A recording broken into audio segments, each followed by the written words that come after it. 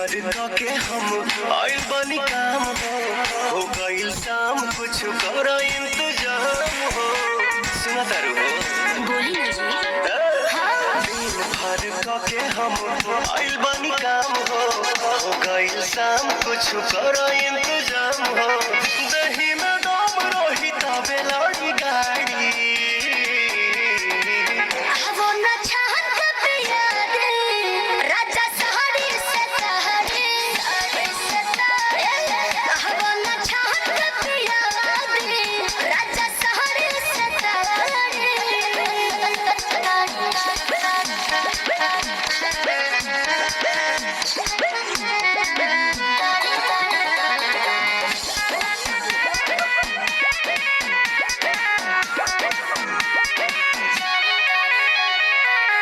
देर ना लगावा तानी हाली कहरा बिल्कुल करेंगे।